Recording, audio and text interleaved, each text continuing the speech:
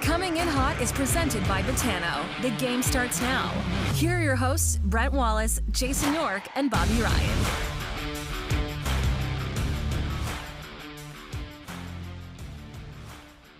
Hey everybody, good afternoon. Brent Wallace alongside Jason York. Bobby is on assignment, as we like to say. This show is always presented by Botano. Go to botano.ca. Yorkie, good afternoon. It's one of your old partners on the show today, so I'm not going to waste a lot of time.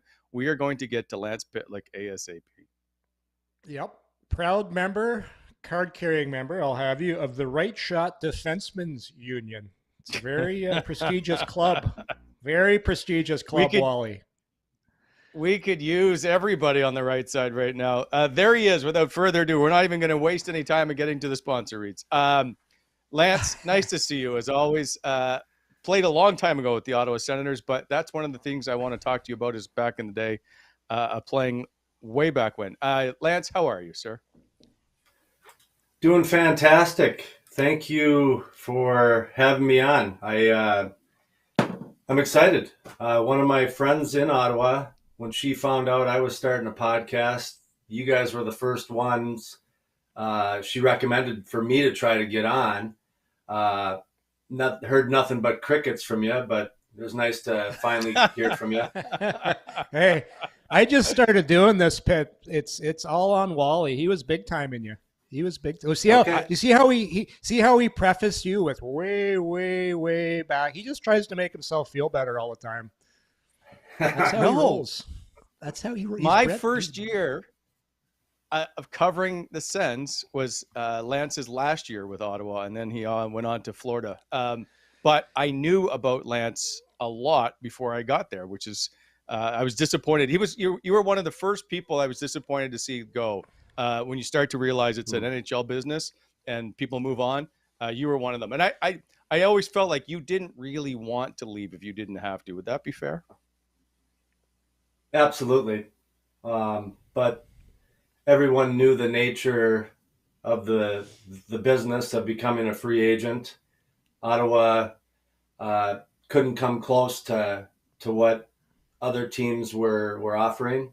They were very generous in trying to keep me there, but for a schlep rock like me, meat and potatoes guy, when you gotta make hay when you can make hay, and we were lucky that had a few teams that were interested: Nashville, the New York Rangers, and the Florida Panthers. And I don't know how we came to the decision, but we chose Florida.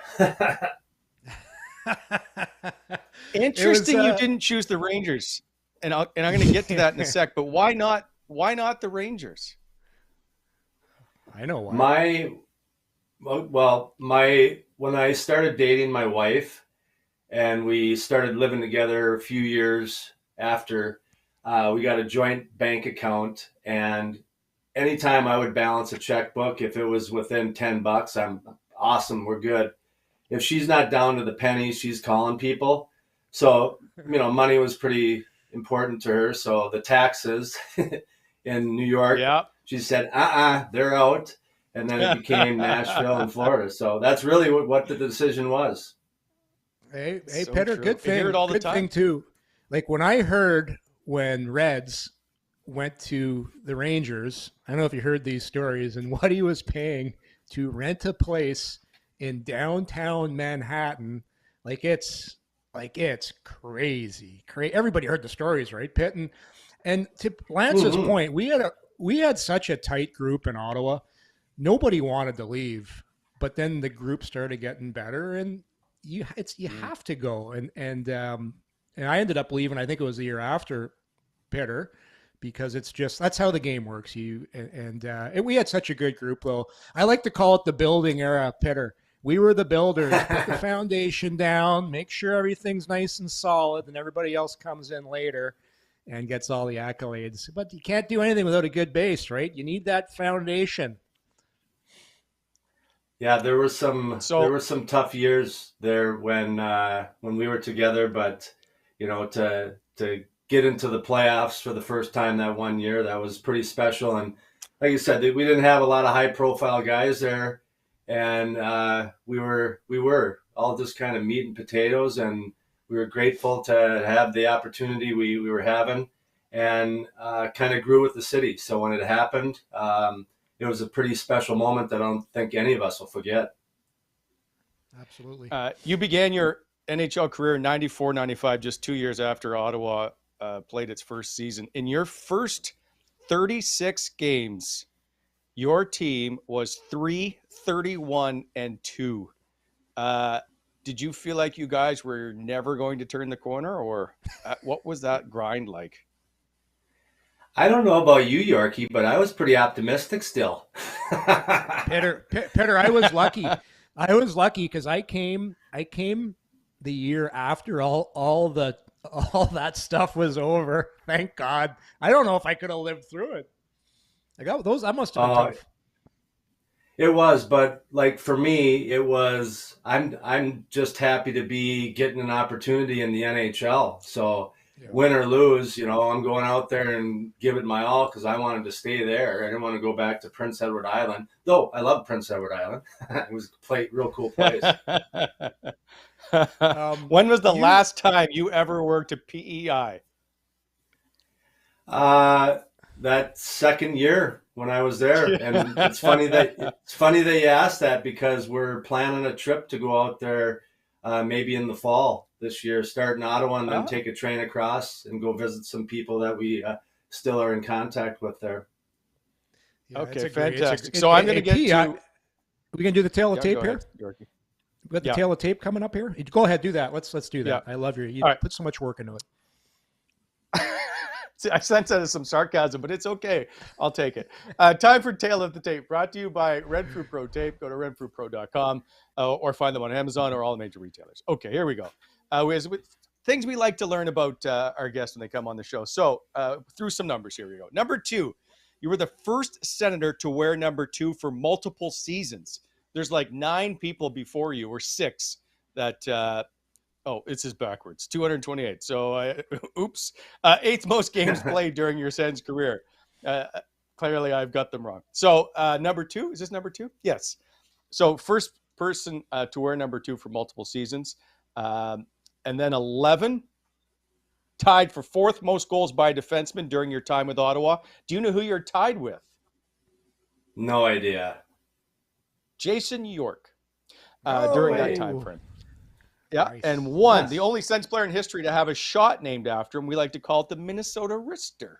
Yes. So, are we done the board here, Wally? Is there more? Yeah, we're done. We're done. I've messed it up so badly we can just move on. Yeah. You know what, Pitt? He's usually unbelievable. I will say this one thing with Wally. He is the anal retentive guy when it comes to details and boards, and it's I'll give it to that. So that's the first time for everything. You and I were talking this afternoon. Peter and I were doing a little pre-show chat and talking about like now you're a skills coach, right? You're a skills coach. You've been doing this for a long time, and you had some great takes. And going back, you told me this great story of you're finally in the NHL. Pretty happy with yourself, and then you get called into the coach's office. I think it was Davey Allison, you told me? Yeah, I think it was him, but I'm not completely sure. But, get a call from one of the coaches, and, he was new, and just said, Lance, I want to just tell you what I expect out of you. And I'm like, great, this is what I'd love to have coaches to do. And, what would be a perfect game in my eyes for you? I'm like, yeah, coach, let me know. And he goes, if you never touch the puck once during the game, that would be a perfect one for me.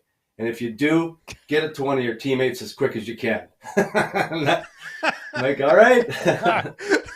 End the meeting. But that's tough. It's pretty crazy though. And the stuff you're telling me with your company now, like 18 years you've been coaching and you're working with high-level athletes. Did you, true or false, you actually taught yourself to do everything with your wrong hand, and you're a way better stick handler, and your skills, you say, have improved since you played? Yeah, and that I attribute that just to my kids gravitating towards hockey. especially my oldest when he was, because we were living down in Florida, and I tried to introduce him to hockey down there, but none of his friends played, so he had no interest just going with mom and dad to the rink if none of his buddies would be there. So he didn't start skating until he was 5, and then once he it looked like he had a real passion for it, and then you got a coach. If you played in the NHL, you got a kid playing, you got a coach, and I didn't know anything about how to teach a 5-year-old how to skate or anything. So I just became a student of the game. And one of the things that I kind of veered to, and mainly it was because I was scared for my kids, is because there are hockey predators out there like myself that don't give a crap about scoring goals. And I'm not afraid to say, or sad to say, that I took advantage of players that weren't aware of me when I was on the ice. They had their head down too long, or they bobbled the puck. And when that happened, we usually had a little meet and greet. Huh, Yorkie? But so hello, Pekka. Yeah. So I really just, I was scared for my kids. So I started to learn, and there was a coach that I was paired with that was a real mentor to me, that gave the kids stick handling homework. And I got, what a great idea. I never had a coach that did that. And that's where it kind of all started. So I started to really dive into learning it. And I was like, how can I go to the beginning, where I could feel that awkwardness? And I said opposite hand. So I dedicated 3 to 4 days a week for a half an hour. And I now have this online program, which is bigger now than it was when I was using it. But I would go downstairs and I did all the drills from the program opposite hand. And the first 2 weeks, not fun because I wasn't good, but I kept with it. And about halfway through the 3rd month is when I'm like, holy cow, coach has got some opposite hand mojo now. Where now I can't tell, like when I'm making passes to kids here when I'm doing lessons in tight shots, I can't tell what hand I am. So it's that's where I really kind of became a coach and got a deep understanding of how to teach kids at the youngest, most inexperienced levels. And now over time, I used to be intimidated if I had a higher end player, college or pro or NHL. But now I don't, I guess I got to that level of mastery. And it's like the mob. Even if I wanted to get out of this business, they keep sucking you in. People keep texting saying, can I get in? So something must be going right. So I'm blessed. I really enjoy where I'm at in hockey right now. And it's really fun to give them some direction to help them reach their long-term hockey objectives. So Wally. Well, before then, yeah, go ahead, Wally. Before you jump in here, you and I were talking last night, and I told you I had an artifact I found in my basement that I was waiting to use this thing for a long time. I was going to use it at my cottage pitter because I had a boat and I needed a museum piece. It would have been perfect. It would have been perfect for my canoe. It was actually, I met a guy in Stutzle, Pitt, and I told you the story when we were talking. I was thinking about opening up a hockey training center in Stutzle, and this guy who owned the building, he's like, "Hey, I got this stick that was in the back room." He goes, "It's a Lance Pitlick stick." So I've been holding on to this thing for 20 years.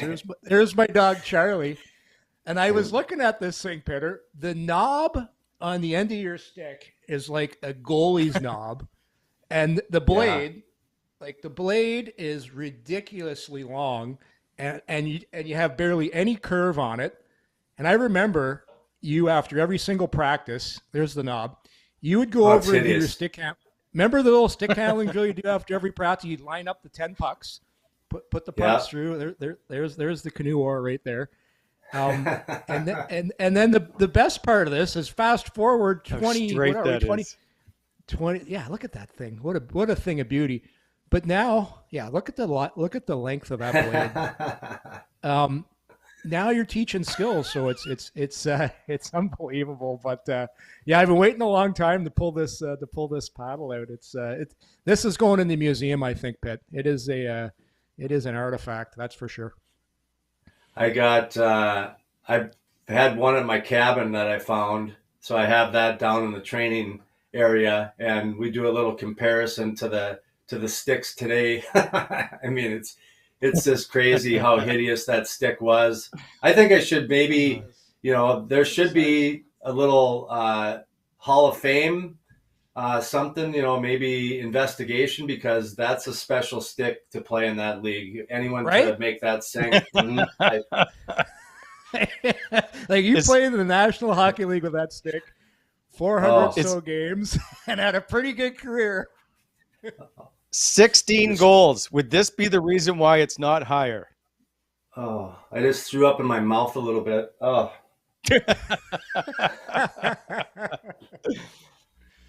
So let's get into your career. I want to talk about your kids as well, Rem and Rhett. Rhett just made a beautiful highlight reel goal. Rem, born in Ottawa, if I read that correctly. Both of them are now parts of the Montreal Canadiens organization, where Rem was claimed off. I think he's claimed off waivers, if I'm not mistaken, and Rhett was drafted by them. So we'll get into that. Before that, so I brought up MSG earlier, and I said I'm surprised you didn't sign with the Rangers. Your first NHL point is an assist at MSG, March 6th, 95. Your first NHL goal is on Mike Richter at MSG, December 26th, 95. Did you love, and you had your most points against the Rangers than any other team. Did you love playing against New York at MSG? Was that the highlight for you? Or I guess, I don't know. That's music and news to me. I had no idea, but I guess now that you put those stats to it, yeah, that was my favorite place. Yeah, you got to score on Mike Richter. That's a pretty good one. Yeah, I remember. And was it any, you want to take me through it? It's Boxing Day. I'm assuming you're tired. No, thank God the NHL stopped playing on Boxing Day. I can't imagine the fatigue factor of traveling on the next day after Christmas. But can you take me through that goal? I think Randy Cunningworth gets the assist. So yeah, I got a pass out by the point, and I had my head down like I often did when I had the puck on my stick, and just had a lane and threw it to the net, and it probably bounced off a few of their players on the way there, but none of ours, and that's how I ended up with it. But no, there was no intention to score. I was happy though. I don't blame you. The other goal, I wonder if it's a big deal for you. February 11, 2000, it's your first game against Ottawa. It's in Ottawa. You scored. Pavel Bure with an assist on that goal. Was that special for you because of facing Ottawa? I think it is. I think it would have meant more if would have left on bad terms, you're shove it in your face, You always like to come back and do well against the team and maybe make them say, oh, I wish we would have had him still on our team this year. But I was happy with the move, and Yorkie, how you're in one spot for a certain amount of time and you get another opportunity, and it's like you get a second wind, a recharge. So and it was definitely easier on my wife and kids, having two young kids when we were on the road, did not have to bundle them up and stuff. So we were grateful that happened. And, I was pretty pumped when I scored because in Ottawa that game, because when I went out into you go meet everyone, then you feel a little cooler than if you're -5. So I felt pretty good that day. And Wally, and listen, Pitter's selling himself a little short here too. Like when he's talking about, there was a time when we had a lot of huge games against Buffalo, and Pitter had a target on his back, and he had some legendary battles with Mike Pekka, who was one of the premier defensive forwards in the game at that time, who was also a type of guy, babe. Pitt, like if he could catch you with your head down too, but some of those games were played from the tips, and I don't know if we have any of the videos. Like some of the one hit, this one right here, and I forget the line. Somebody had a line after that one. It was, but remember how hard the glass was back then too. Like if you went into the glass like that, the glass did not move, so your head was bouncing right off it, and that's what happened to Pekka right there. But rewind it again, and look at my right hand.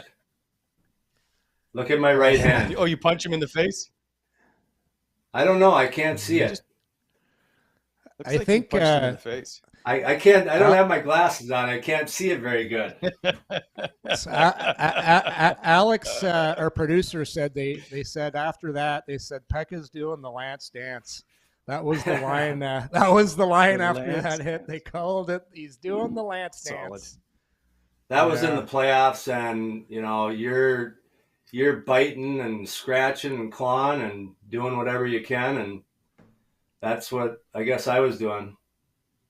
But the game was so different back then. We were taught as defensemen, hey, if you see a guy and he's looking back, you're hitting him and then it's the guy's fault that gave him the pass. Don't put your teammate in his position like that. But just totally different era. And Lance was one of the best guys in the league in that era with catching guys with those types of hits and he hurt you too. And there you saw it right there. Like that's pretty tough guy to hit that he got pretty good. Well, and I'd like to just say that this was before the concussion stuff started coming out. Yeah. I don't think I would play the way I played after I found out that information. Yeah. Fair enough. Time, and like totally different time. Different era. Like Scott Stevens is in the Hall of Fame because of it. Yeah. Yep. Yeah. So and at the end, even like we talk about Chris Neal would have been suspended in today's game. Yeah. It was right? It was well, holding up players, that's why you were allowed to hold up back then. Like if you went back for a puck and your partner got hit really hard, that was on you for not holding your guy up. And everybody on the ice knew the way the rules of the jungle were then, and that's just the way it is. And hey, it's different now. There's way more studies done on concussions, and hey, nobody was doing something that nobody else wasn't doing. Just some guys were better at hitting than others. Yeah. Yeah. Lance, a question I meant to ask earlier, which is kind of out of the way, is there's video of you wearing a visor and not wearing a visor, and I don't ever remember you wearing one. Why were you wearing a visor? Because it wasn't at the end of your career, was it? I wore a visor when I had eye injuries or nose injuries. I'll tell you a funny story. I took a puck in the cheek.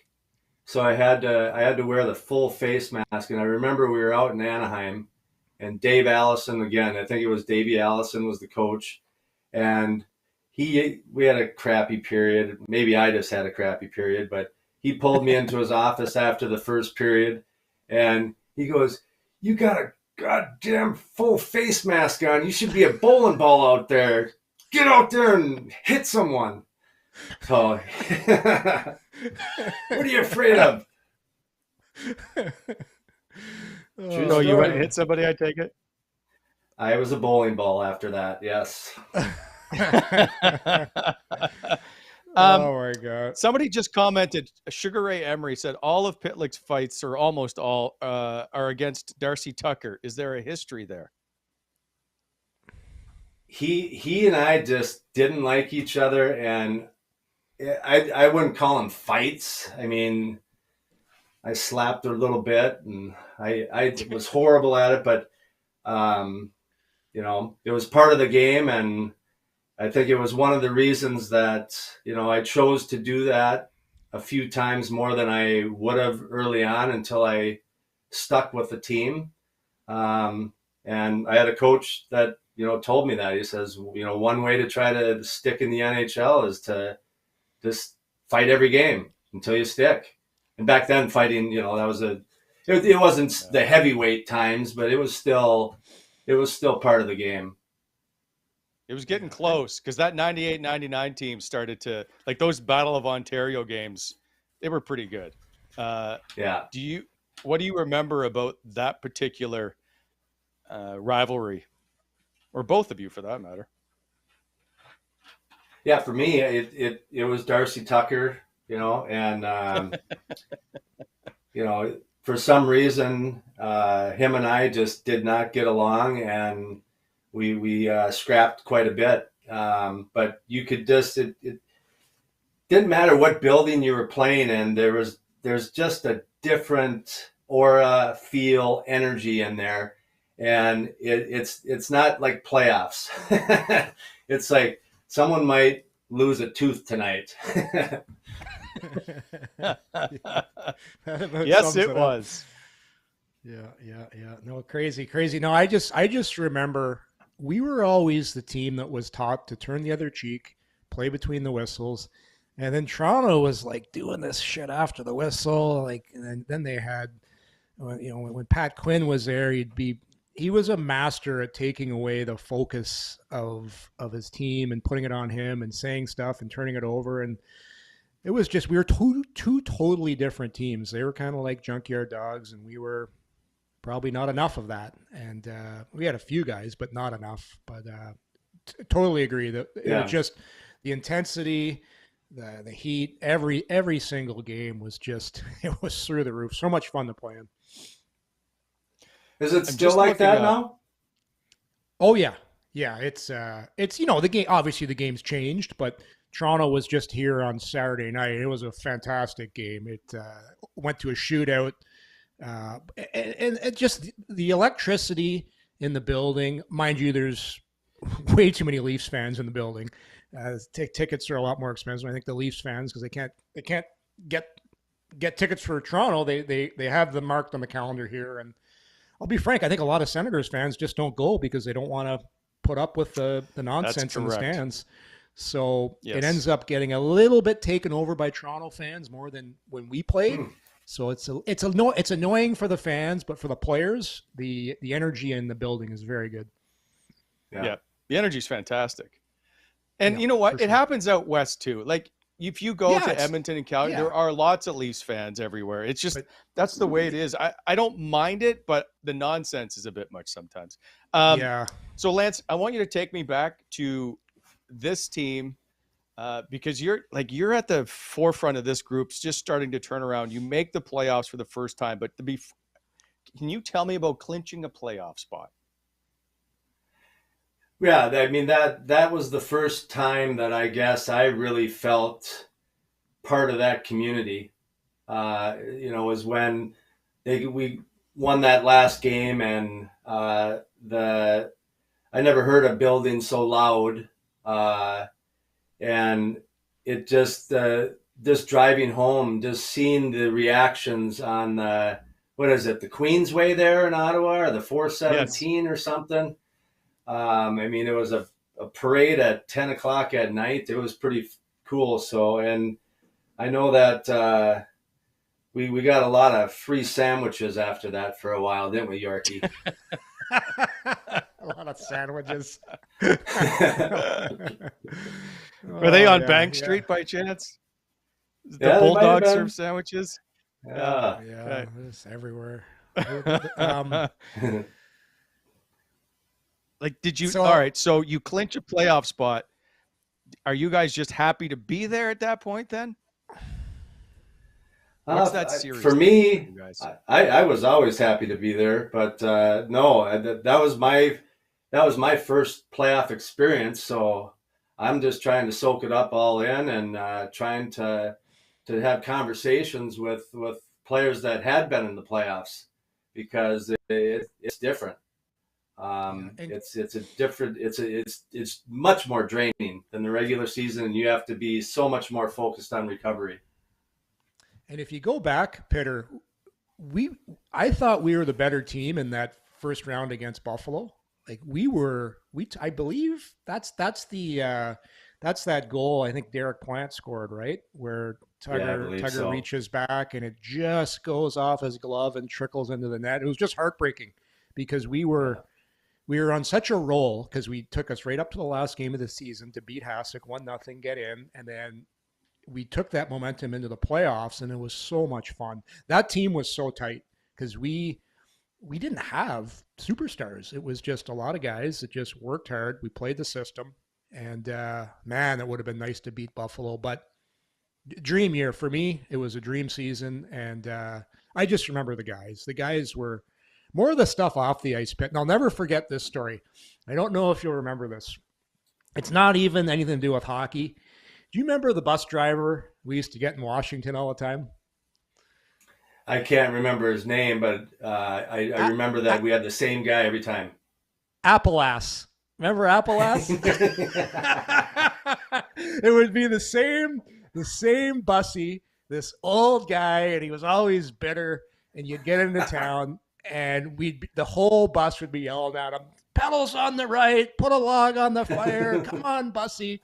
So I'll never forget this, Pitt. I don't know if you remember it. I got a good memory for stuff like this. You're sitting back there, and this is back when the media used to travel with us. So Wally, you would have been a guy on the bus. Let's picture today's guys: Ken Warren, Donnie Brennan. There was a reporter for the Ottawa Citizen, Alan Panzeri. Do you remember him, Pitt? Yeah, I remember him. So I loved Alan. I loved Alan. Alan, though, looked like, if you remember Looney Tunes, you remember Foghorn Leghorn, and you remember when he's teaching the little chicken, he's got the glasses, just this little tiny guy. So anyhow, that's Panzeri. Very great guy, but he's very nerdy looking. So, and guys used to, there he is right there. There's Panzeri right there. So, well, you wouldn't know this, but once the doors close in the locker room, we just start ripping all the reporters. We make fun of the guys for this and that.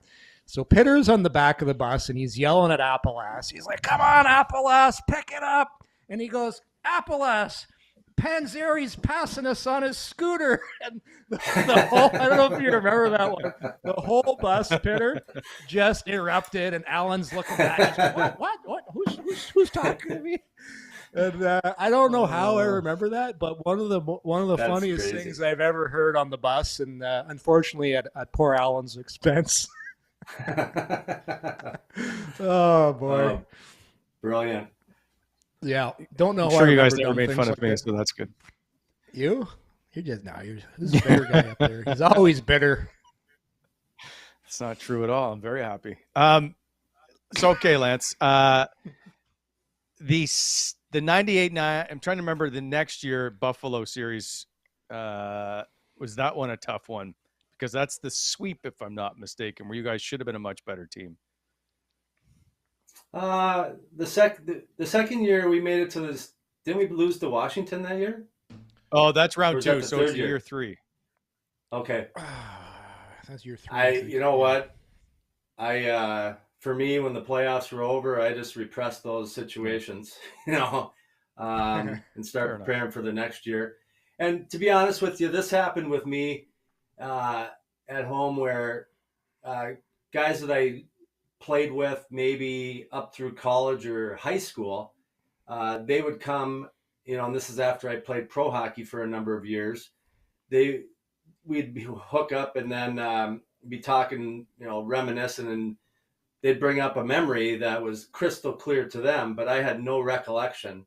And I was talking to another person who has played in pro hockey for quite some time, and he just said, let's say you finished when you're 18 years old, that's where your memories end. And if you get to play after that, you're still populating that. Well, the ones that are earlier, you start losing them because of all the future ones that you've had. So I don't remember too much about Ottawa except that first round. And then when I had to leave there, and then Tony Capone's. The old Capone's. That's where he used to go after every game. Yeah, fair enough. Speaking of, because Wade Redden has always talked highly of you and said you were a big part of his development early on. What was it that you've taught Wade Redden to make him play 1,000 games in the National Hockey League? Wasn't me.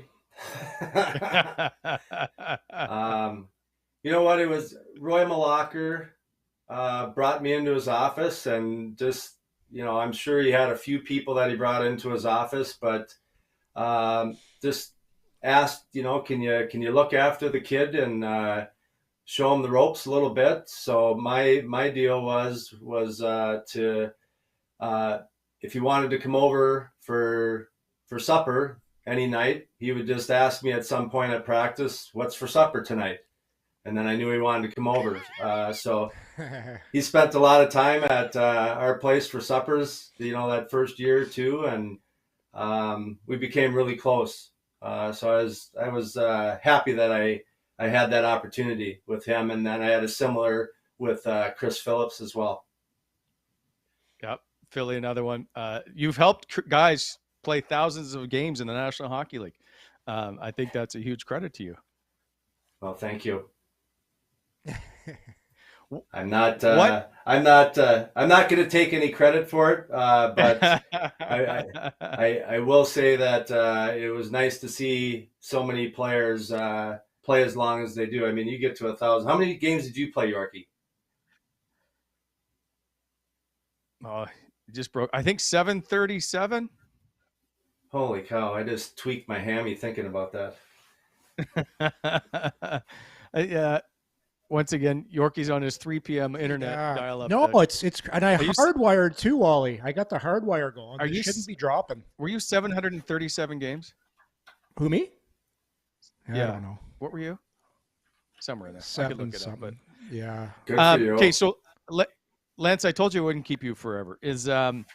What do you remember most about that playing? Like, what were the guys around? So it's always about stuff that happens in the room. And I know you said your memory gets a little foggy. Can you remember stories from the locker room? I want the dirt, Lance. Is basically what I'm trying to get at here.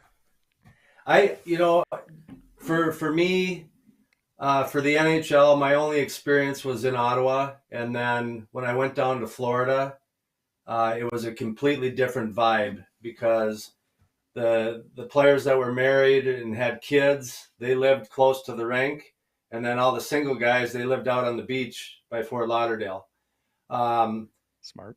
When we were in Ottawa, we just kind of all moved out to Canada, right, and Stutzle and all that stuff. And it's not so much the locker room. I just remember that there was always groups of guys together with their wives, getting together for dinner, going out, going over to people's houses for dinner, the Halloween parties and stuff like that. We're just, for some reason, more special and impactful with that team that, we just really cared about each other, and there wasn't any agendas except just being happy to be there and to help that community, have some pride again and get into the playoffs.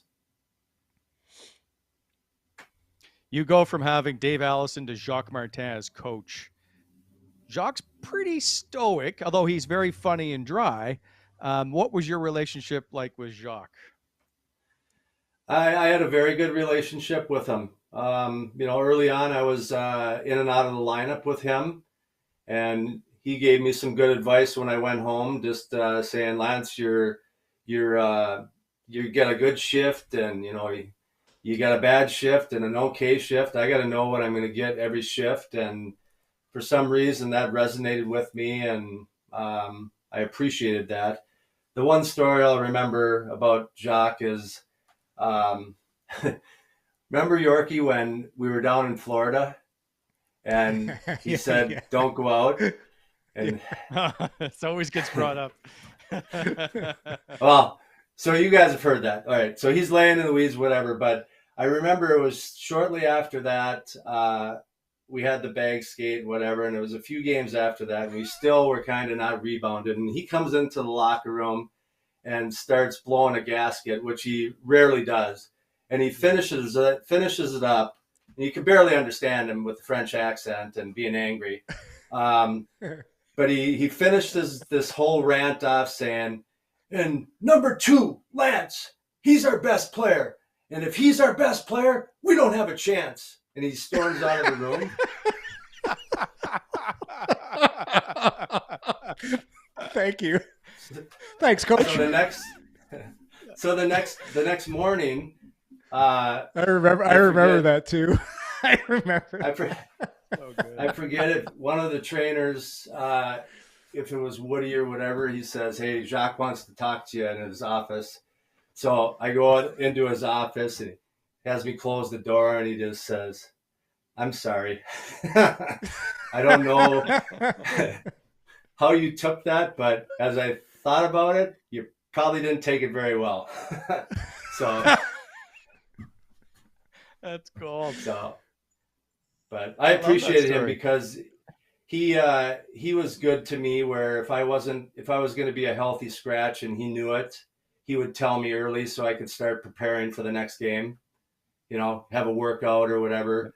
So I really enjoyed having him as a coach. And if I had to put one coach at the top of the list from an NHL experience, he would be my number one guy.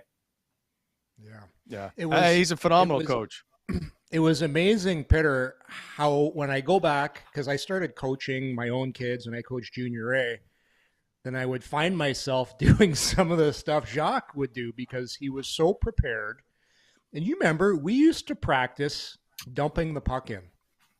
It would either had to be a hard around and it had to be up in the glass or a soft chip. No cross corners allowed.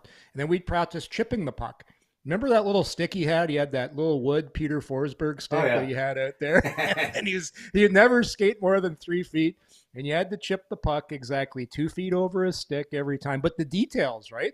Like we were so detail oriented and we never beat ourselves because we couldn't afford to turn pucks over and exchange chances. But I agree, man. When I look back, the most structured, detailed guy and probably best teacher of the game, him along with when we had Craig Ramsey and Perry Pern, just such smart hockey people.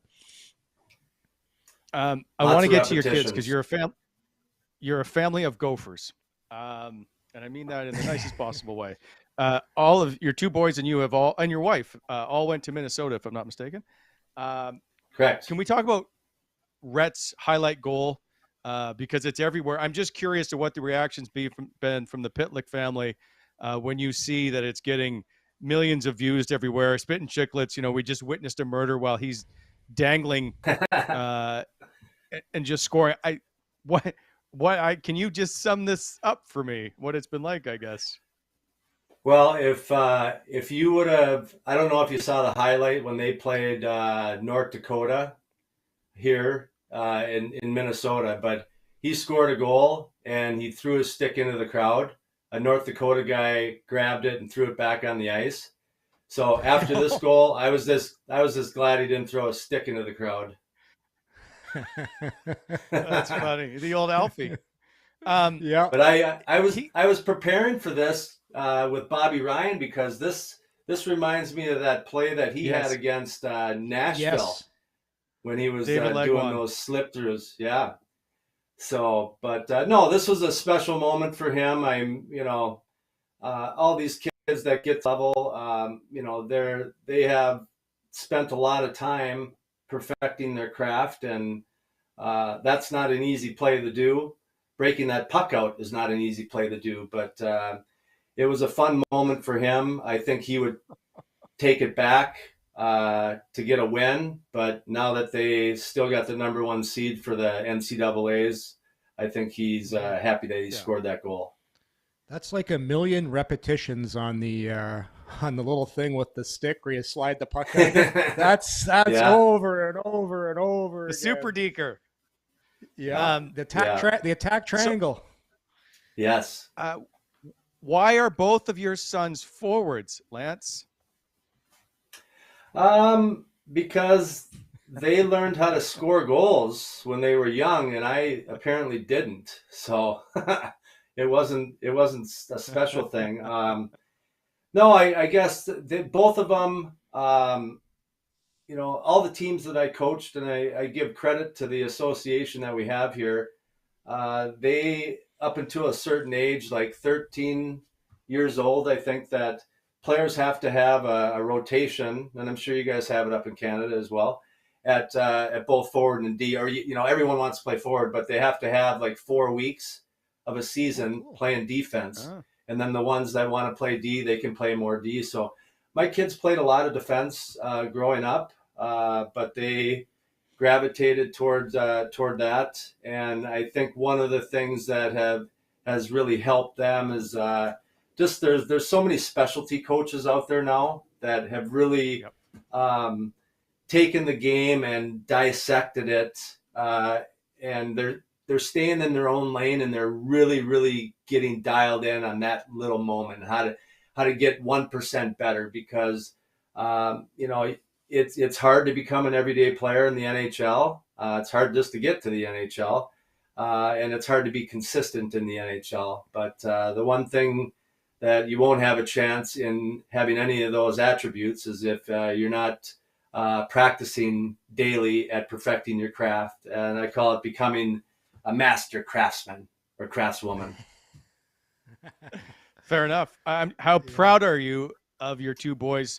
And I know they're good kids, but just one's playing in the National Hockey League, one is drafted, and good chance he's on his way. That's a remarkable feat to get to the NHL. To have two sons on the verge of it is the percentage is obviously a lot lower. Like, you've done a pretty good job here. Well, thank you. My wife and I are truly blessed. It's been a fun journey. It's been not an easy journey. There's been some real difficult times, but I'm glad that they gravitated toward hockey, because my wife was a gymnast, and I don't know where we would be right now if they were gymnasts. I know I wouldn't be talking to you guys. Are you a Montreal Canadiens fan now? I am. I don't watch. I watch my boys play, and that's about it.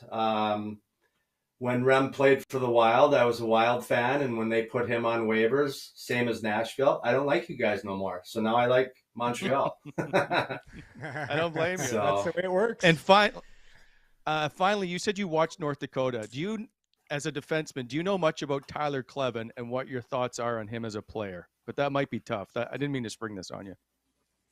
Yeah, no, I don't know anything about him, but I will say this, that when I was playing at the University of Minnesota, and we'd always go to North every single year, at some point during the weekend series, I got hit in the head with a dead gopher or chipmunk. So that's So you're not a big North Dakota guy. No.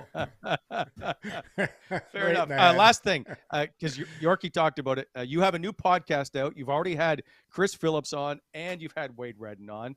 Do you want to plug your podcast, which is now going to feature Jason York soon?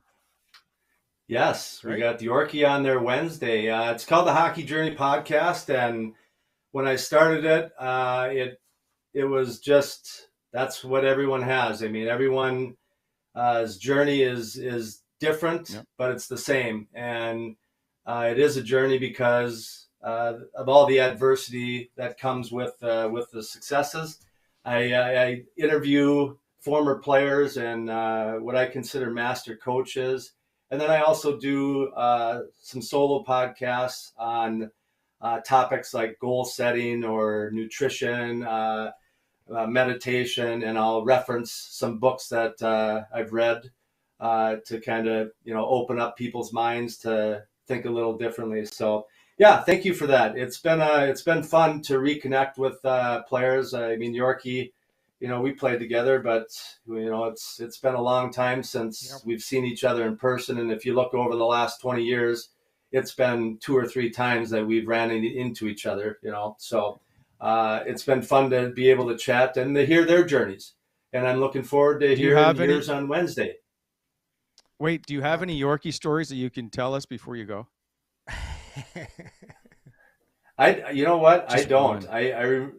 I remember that I thought his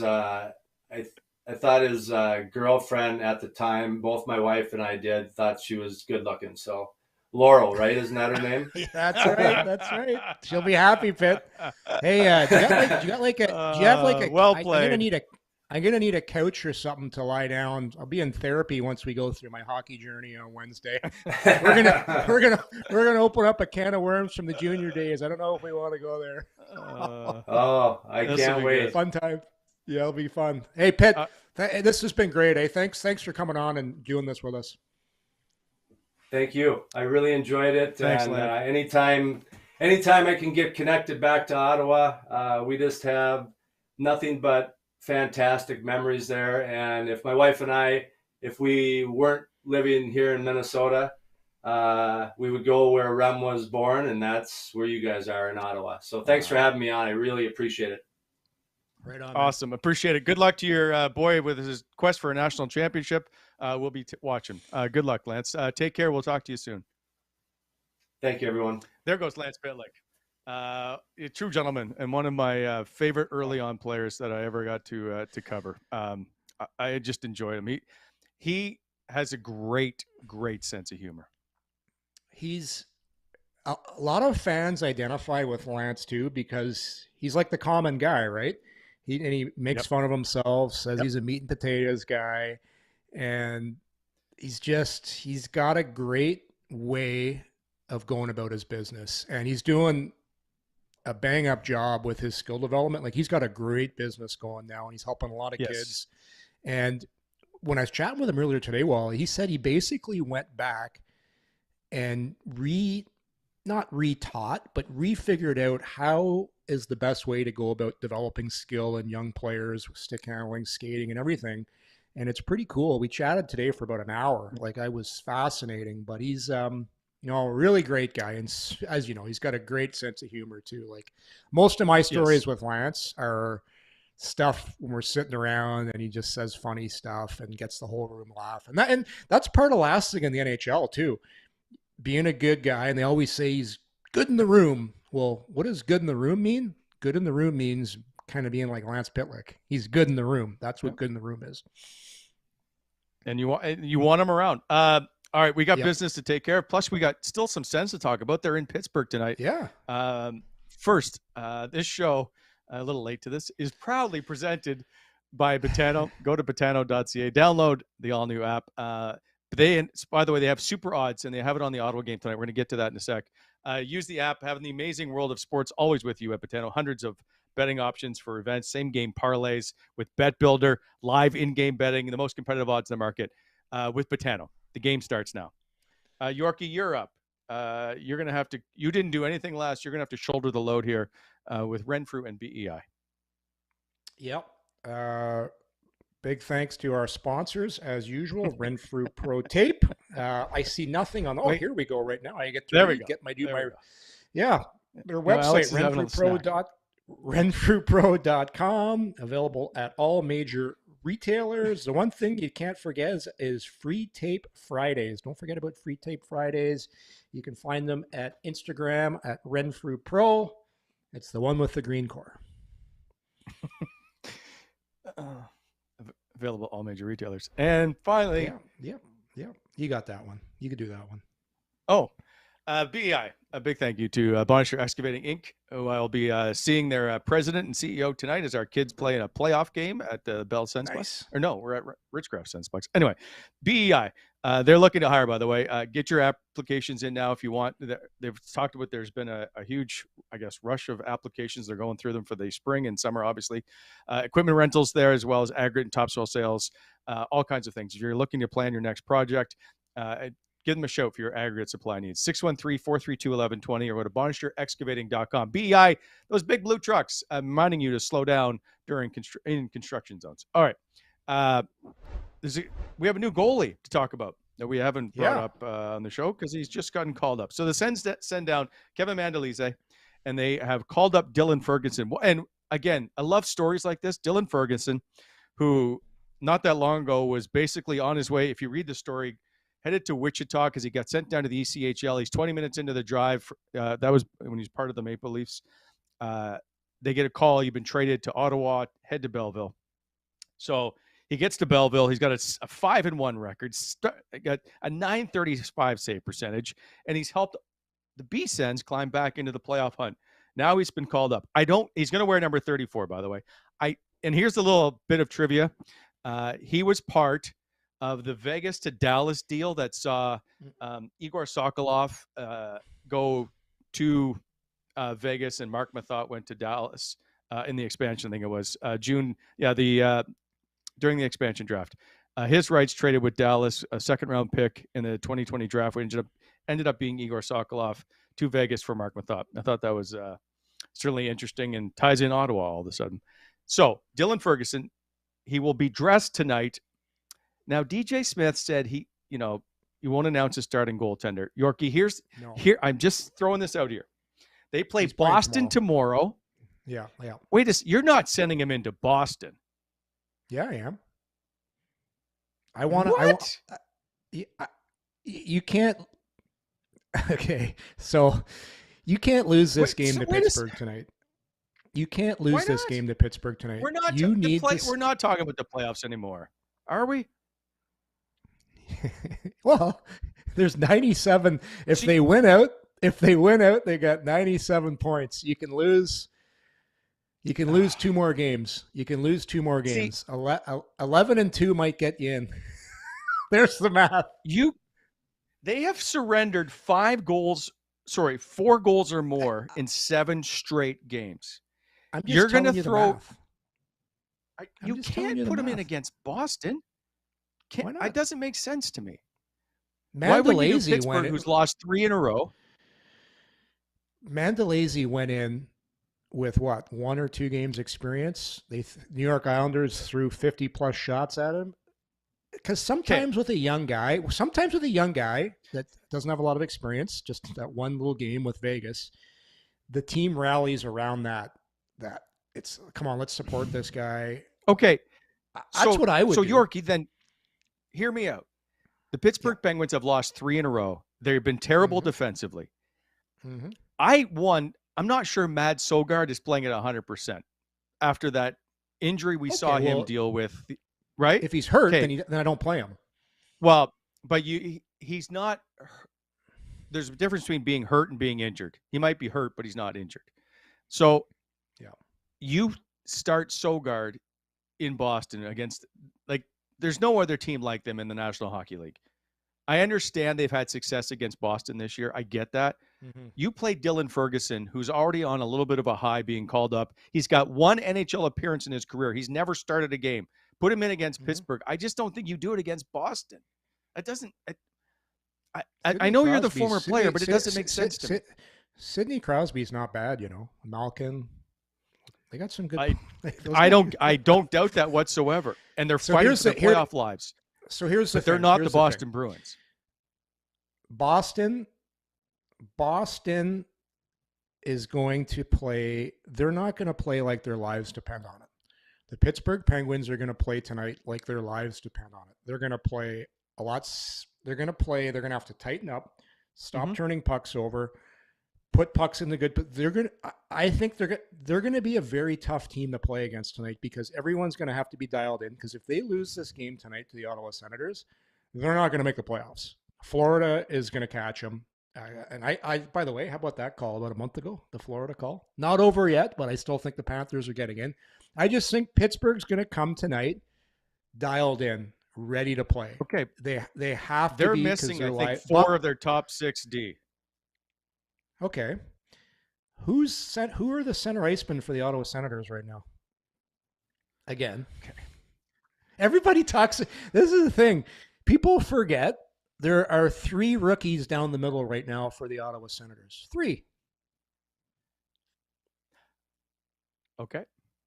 Gambrell's not a rookie. Sorry, he's not a rookie. But Tim Stutzle right now is playing like the 3rd best player in the NHL. I think he is actually statistically. If you look at points, the last little while, it's McDavid, Draisaitl, and Tim Stutzle. He is playing. Yeah. I think it's since the calendar year. Yeah, he's been incredible. What a season. We've talked about it to death, but how can you not talk about it? But after that, this team, I don't know. I still don't know why everyone's surprised they lose games.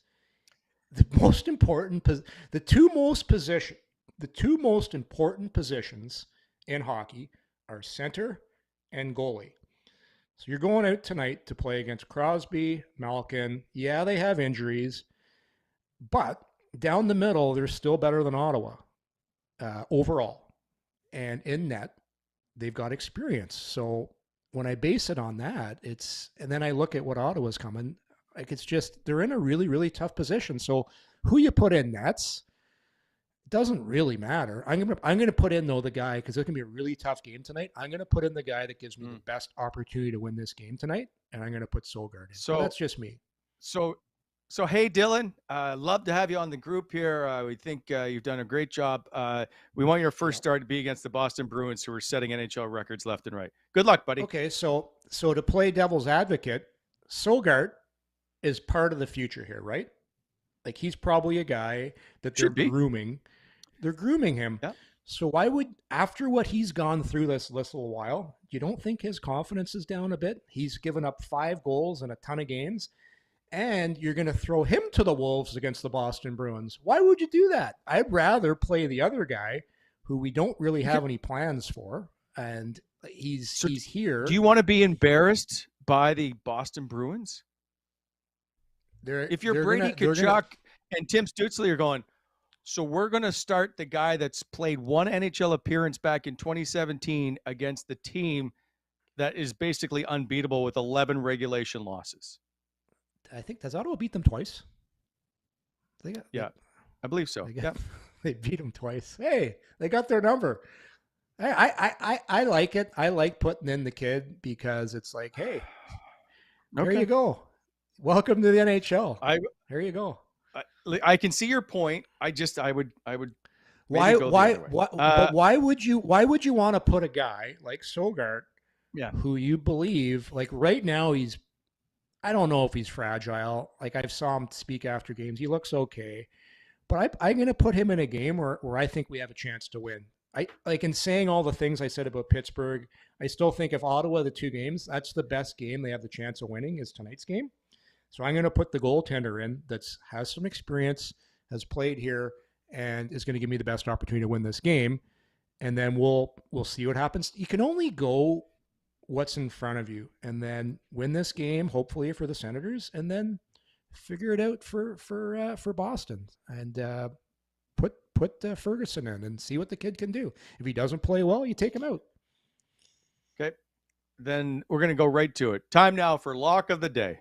Brought to you by Botano, obviously. Go to botano.ca. We'll first get your picks, and then I'm going to talk to you about some of the advanced odds for tonight and what you think of them. So here we go. Ottawa's okay. By the way, I left out the part. Pittsburgh has won 11 straight games in Pittsburgh against Ottawa. Wow, I didn't know that. That's pretty crazy. And so I did get Bobby's. I asked Bobby who he'd pick, and he went right away with Pittsburgh. Said, "Wow, impossible building."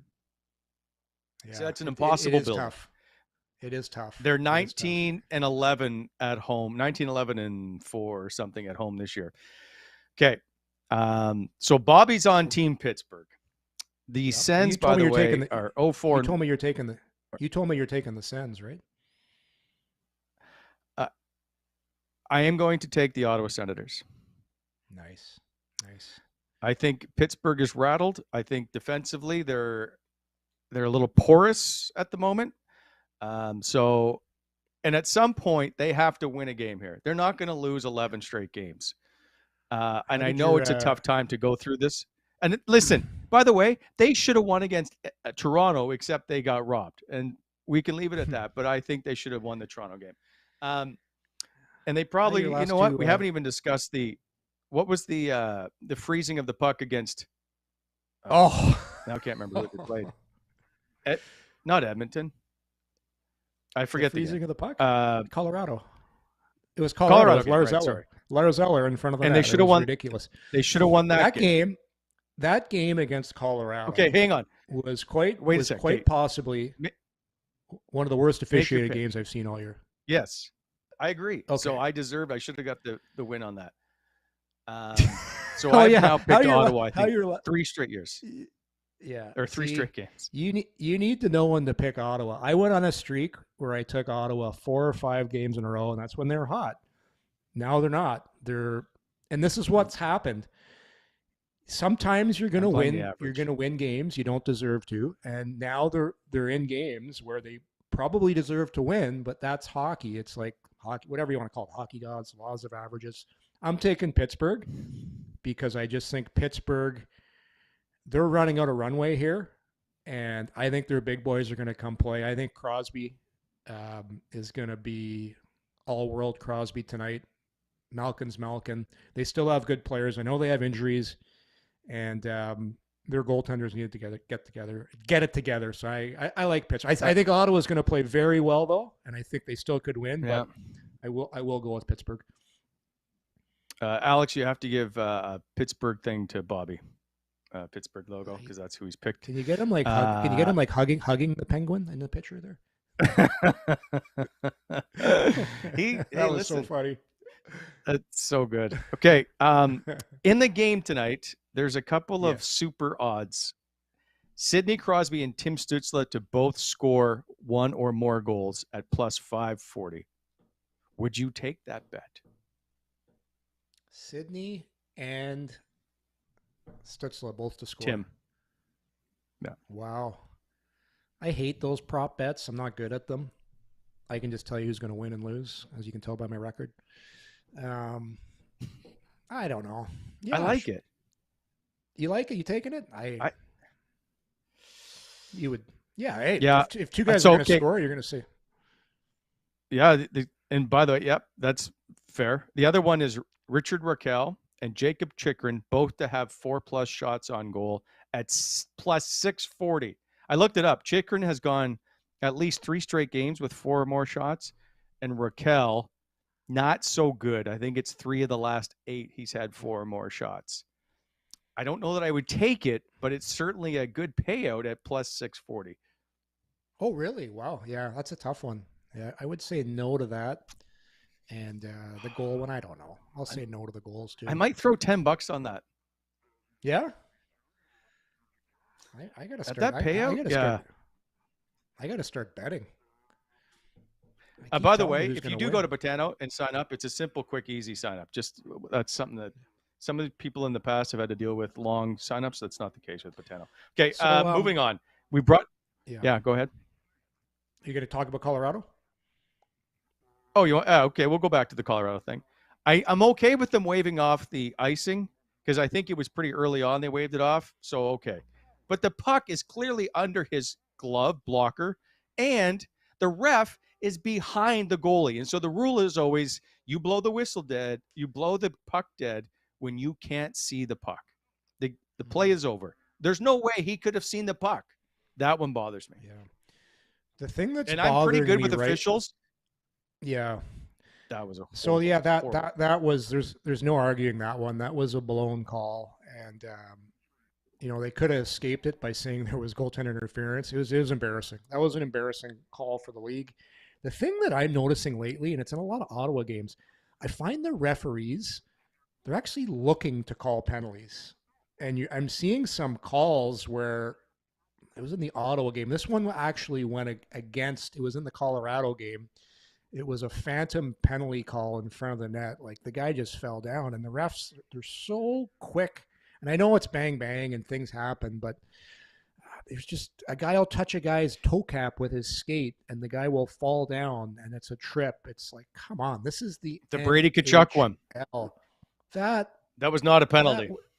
That was Brady that got his that did it, right? Yeah, that was the Toronto game. It's ridiculous. Some of the penalties that I'm seeing, it's like the refs are looking to call penalties. And listen, I don't want hooking and holding, but the stuff with the just touching the shin pad and the guy falls, like just stop it. I don't like seeing games decided by power plays. It's, to me, I love good 5-on-5 hockey. And the refs have to put the whistle away in these situations. However, Yorkie, the game is super fast. I will give them I get it. That kind of slack of this game moves extremely quick, and to try to be everywhere and look at everything is pretty tough. So the plays that are like the goal play, that don't make any sense because there's no one around. It's easy to see. Like, I don't understand how that I can get behind the Brady Tkachuk trip because it's quick and maybe the ref just glanced back and then saw Brady fall. But the other stuff I don't get. And I will cut them some slack because that game is extremely quick on the ice. I'm going to bring my old school into this. Like, you're an NHL players, best skaters, most balanced guys in the world, and you're falling that easy. Like, it's I don't know. It's like when I used to coach. Right, I used to go around and try and make sure the kids were holding their sticks hard enough. Probably couldn't do this anymore if you're a coach, and you'd slash the sticks out of the kids' hands to make sure they're holding their sticks tight enough. But now they can just say, well, NHL guys' sticks fall out of their hands all the time. Look, come on. Like, yeah, it's too much. There's way too many power plays in the game. Way too many. That's why I love the playoffs. I agree. But for Ottawa, the power plays are good. Well, they're starting to get better again, so I'm okay with them all being called. Yeah. I'll make this quick. One in the chat. Dan Sullivan says hello to you, Yorkie. And time now for. Pardon me. I said hello to Dan. Do you know Dan's? Okay. Hi, Dan. This is the today's installment of the Tim Stutzle appreciation post. In his last 11 games, he has 9 goals, 19 points, 3 shorthanded goals in his last 8 games, and he's currently riding a 6-game point streak, 4, 8, 12 points total. 5 of those games, multi-point games, which brings me to today's board. He is currently with the 5th most multi-point games in a single season for the Ottawa Senators, and likely he will move up that list possibly to 2nd. I don't know that he gets to 1st, but I wouldn't count it out at the moment. 26 multi-point games this year it's phenomenal. And when you look back at that 06-07 and those 05-06 teams that were just dominating between Heatley, Spets, and Alfie, you can understand why they're the 3 names at the top. They were dominant. So, again, just another thing to point out of how ridiculously good Tim Stutzle's season has been. That's the pizza line back when that team was getting over 100 points a year, and they were a powerhouse team in the NHL. The fact that he's doing this on a team outside of the playoffs is remarkable. Absolutely remarkable.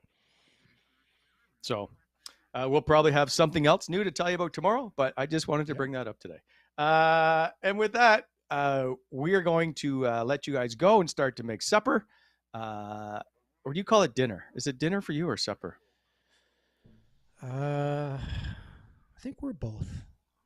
We're both. I still call the TV changer the converter.